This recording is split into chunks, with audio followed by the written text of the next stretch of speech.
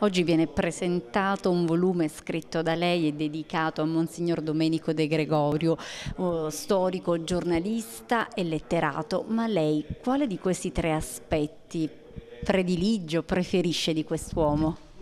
Avrei dovuto aggiungere anche poeta e io prediligo il poeta e forse il libro è più eloquente in merito.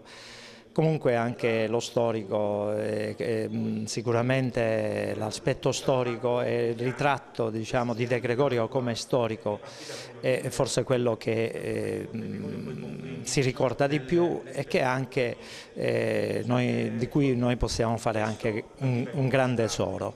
All'interno ci sono anche dei brani antologici di poesie di questo libro, all'interno di questo libro, quindi chi vuole può apprezzare anche De Gregorio come poeta in attesa di pubblicare la raccolta delle sue poesie. Oltre lo storico, oltre il letterato, Monsignor Domenico De Gregorio è anche è un grande giornalista. Ecco, gli agrigentini e non solo, gli agrigentini hanno avuto modo di apprezzarlo nella direzione al settimanale L'Amico del Popolo, compito che egli ricoprì fino alla fine, anche quando lasciò la direzione. Lui ha continuato con lo scrivere, con il dispensare di settimana in settimana, ecco, la sua cultura in forma semplice. Lui diceva, ecco, e mi ricordava sempre questo, diceva: quando scrivi deve scrivere per la casalinga, perché se ti comprende la casalinga ti comprende anche, ecco, il professore o il dottore. Questo era Monsignor Domenico De Gregorio. Domenico De Gregorio è un uomo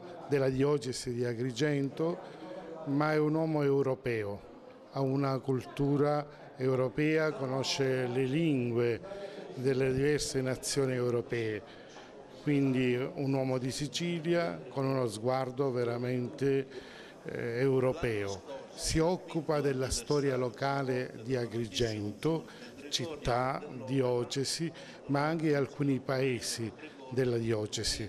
A lui si deve la ricostruzione storica della vita appunto della diocesi. Io ho collaborato tanto con lui qua all'Amico del Popolo, lui da direttore, ma principalmente il momento più significativo per me è quando lui, dovendo presentare un libro su Cammarata, mi invita per un recital. Dunque io ritorno qua dopo 19 anni, mi correggo, per interpretare ancora non la poesia del Monsignor De Gregorio, ma principalmente i suoi sentimenti,